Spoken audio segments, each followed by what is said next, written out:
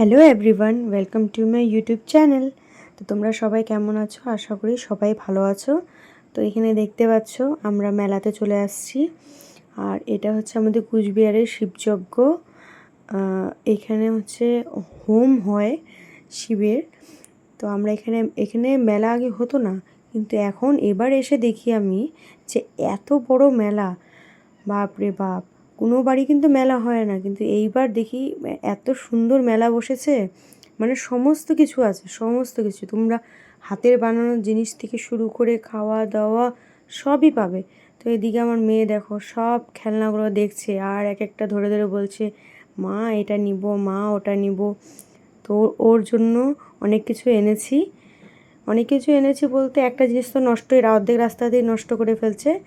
আর আমিও কিছু হ্যান্ডমেড জিনিস নিয়েছি, তো তোমাদের সাথে লাস্টের দিকে আমি শেয়ার করব। তো এই দেখো ঠাকুরগুলো এত সুন্দর মূর্তি। মেলার থেকে এই তিনটা জিনিস কিনেছি।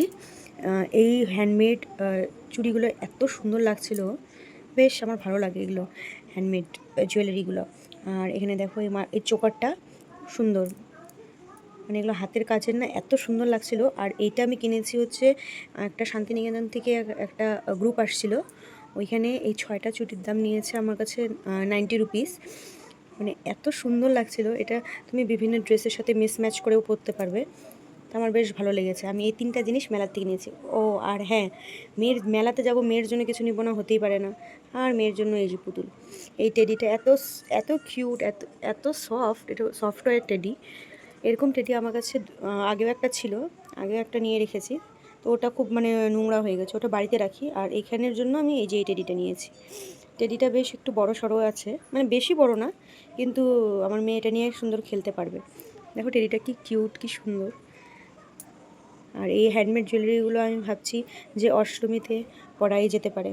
আর এই যে বসন্ত উৎসব, মানে টুকটাক এদিক ওদিক গেলে তখন এগুলো পরলে ভালো লাগে। তো আমার শপিংগুলো তোমাদের কেমন লাগলো অবশ্যই কমেন্টসে জানিও। তোমাদের যদি আমার ভিডিওটা ভালো লেগে থাকে তাহলে অবশ্যই লাইক, কমেন্ট অ্যান্ড সাবস্ক্রাইব অবশ্যই করে দিও।